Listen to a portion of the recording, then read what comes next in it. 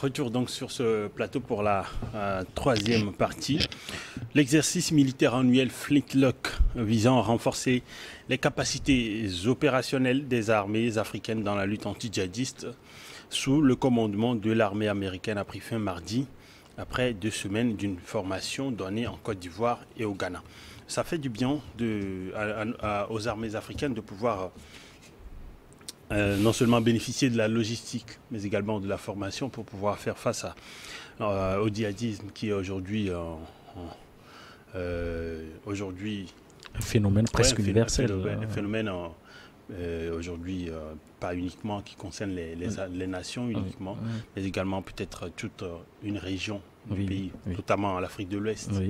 Oui, effectivement. C'est extrêmement important d'initier ces opérations, surtout ces conventions de partenariat militaire. Donc cela permet d'apporter des réponses beaucoup plus fiables sur le terrain. Donc aujourd'hui, vous avez le Ghana et la Côte d'Ivoire, parce que ce sont des pays quand même frontaliers qui sont très proches de nous, qui ont décidé, ils sont dans une logique préventive.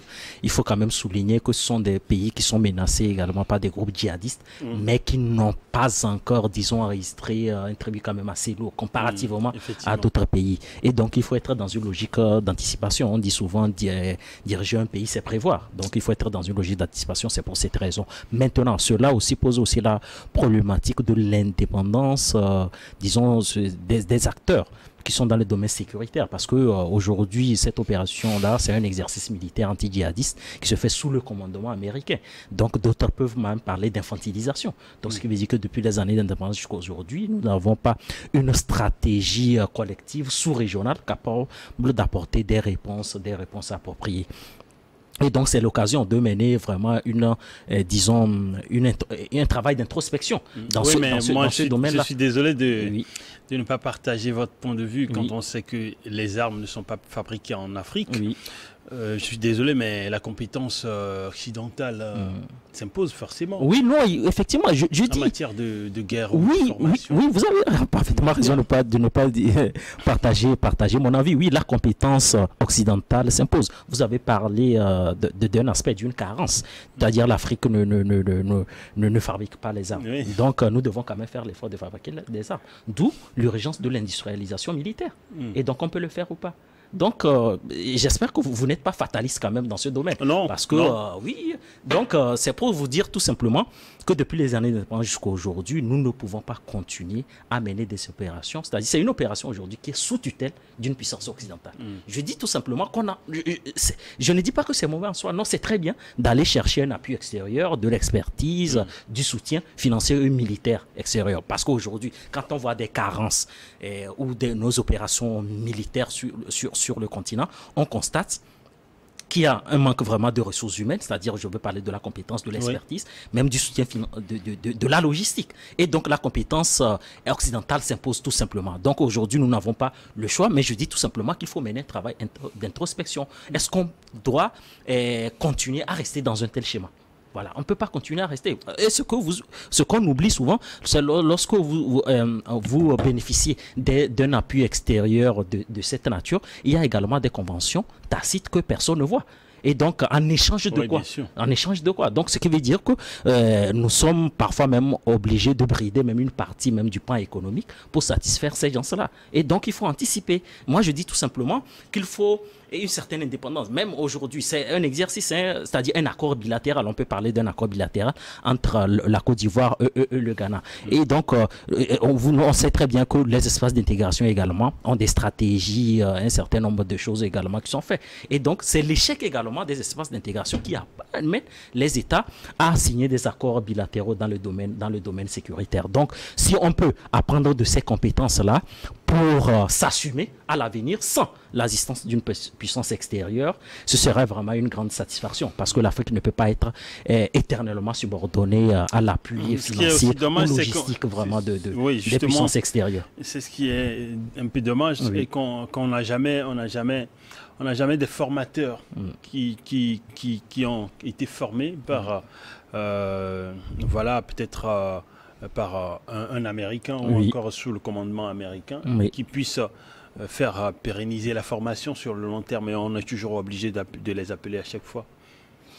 Oui, si je prends même les États-Unis, je dirais que les États-Unis ne sont jamais arrivés à bout des djihadistes. La preuve, quand les djihadistes ont repris l'Afghanistan, les Américains ont fui. C'est-à-dire qu'ils ne sont pas les mieux... Non, ils ne détentent pas le secret de venir à bout. La science infuse. La science infuse pour venir à bout des djihadistes. Non. Oui. Partout où ils sont passés, ils ont créé la guerre, mais ils n'ont pas pu ramener la paix. Oui. Si nous prenons l'Irak, la guerre était en demi-teinte. Ils n'ont pas même eu la victoire. Si nous prenons l'Afghanistan, c'était pire. Donc, dès que les Mollahs Omar ont repris les rênes, le contrôle de l'Afghanistan, les Américains ont fui, laissant même une manne de guerre pas possible aux djihadistes. Donc, j'ai dit, comme l'a dit Ashraf, c'est une incapacité notoire à nos pays d'être souverains vis-à-vis de nos armées, que nos armées aient peut-être un plan de formation qui souverain, qui vient des cadres de nos propres armées. Aujourd'hui, ce sont les États-Unis qui ont provoqué cette affaire de djihadisme en Afrique de l'Ouest, dans notre région. Si la Libye n'était pas attaquée par l'OTAN, soutenue par les États-Unis et la France, aujourd'hui, on ne vivra pas cette histoire de djihadisme. Donc ce n'est qu'un service... La formation, alors. Non, ce n'est qu'un service... Vous savez, ce n'est qu'une partie du service après-vente qu'ils font. Oui. Aujourd'hui, si les États-Unis étaient capables, ils doivent retourner alors en Libye pour faire cesser la guerre et remettre la Libye en normalité, puisque aujourd'hui la Libye n'est plus un pays gouvernable. Alors j'ai dit, ce n'est qu'une partie du service après-vente qu'ils sont venus faire, mais il appartient maintenant à nos pays de définir les stratégies de guerre, les stratégies de combat et de lutte contre les djihadistes pour pouvoir venir à leur bout. Et cela ne pourra pas se faire par un seul pays. Il faut une collégialité de nos forces de défense et de sécurité de toute l'Afrique de l'Ouest pour alors définir ensemble les stratégies par lesquelles il faut décourager ces hommes-là et les extirper peut-être de l'Afrique. Aussi, il faut qu'ils trouvent alors un moyen par lequel retourner à l'ONU pour alors demander ou je ne sais pas, contraindre l'OTAN à y aller en Libye pour faire le service après-vente. C'est aussi important. C'est parce que Sarkozy, vous savez, jusqu'aujourd'hui, Sarkozy brandit toujours la résolution qu'il a eue aux Nations Unies pour venir faire la guerre à Kadhafi. Donc il va falloir que la sous-région ouest-africaine puisse aussi alors avoir une autorisation comment on l'appelle, oui, une autorisation de l'ONU pour contraindre alors l'OTAN et les États-Unis et la France pour venir faire la paix en Libye. Ce n'est que ça, ce n'est que par là nous pourrons trouver une paix dans notre sous-région. Parce qu'aujourd'hui, il y a toujours des tonnes de munitions et d'armes qui courent par la Libye pour aller vers alors ceux qui dérangent la paix. Ceux qui sont aujourd'hui des djihadistes en Afrique de l'Ouest. Vous allez constater qu'en Afrique, centrale, il n'y a pas ça. Il n'y a pas ça parce qu'ils ne sont pas ouverts. Non, il n'y a pas encore le djihadisme à leur porte. Si. Depuis quand vous avez le Congo et le Rwanda. Non, le Congo et le Rwanda, c'est un problème minier. C'est un problème minier. Ce n'est pas un problème de djihadisme. Il y a toujours la paix, mais c'est dû à la mauvaise gestion de leur sous-sol. Ben ici, nous avons un problème. Ce sont les terroristes issus de ces bandes de djihadistes-là. Alors, ça là, cette porte-là a été ouverte par l'OTAN et les États-Unis et la France. Sarkozy en premier. Donc, il va falloir que les élites, surtout ceux qui sont des juristes, les grands juristes de l'Afrique de l'Ouest se réunissent pour tout faire pour avoir une résolution au niveau de l'ONU pour contraindre ces États qui ont fait la guerre en Libye de revenir alors ramener la paix. Ce n'est que là la solution la plus rapide. Vous ne trouvez pas le bien fondé de cette formation? Non, mais oui. Vous dites? Vous ne trouvez pas le bien fondé de Flintlock? Non, je dis ce n'est qu'une partie du service après-vente. C'est normal. Mais il va falloir que nos États alors définissent eux-mêmes alors leur stratégie de guerre pour venir à bout de ces terroristes.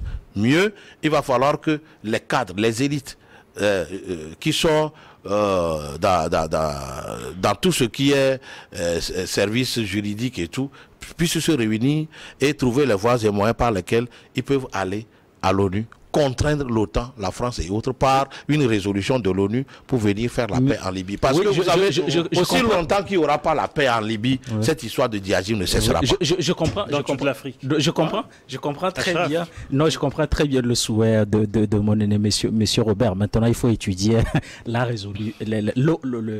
faisabilité d'une telle résolution. Vous savez, le droit international est extrêmement complexe. Aujourd'hui, si les États africains ou un certain nombre de juristes peuvent prouver le détournement de la finalité de cette résolution-là de l'OTAN qui a intervenu en Libye, on peut également, par exemple, aujourd'hui engager la responsabilité parce que, vous savez, il y a ce qu'on appelle l'engagement de la responsabilité de l'État en droit international pour faits illicites.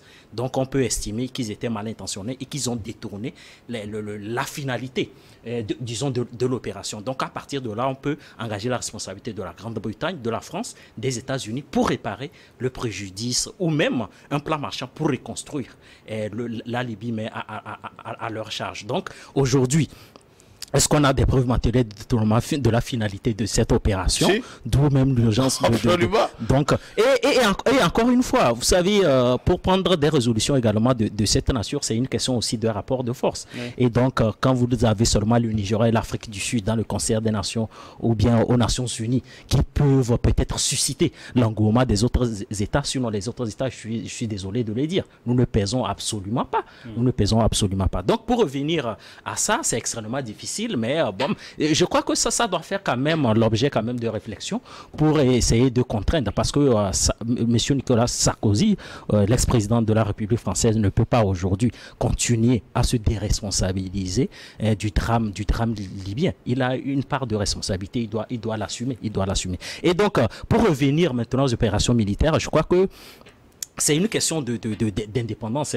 Monsieur Helmut, je crois que je vais quand même le rappeler autant pour moi. La sécurité fait partie du régalien de l'État.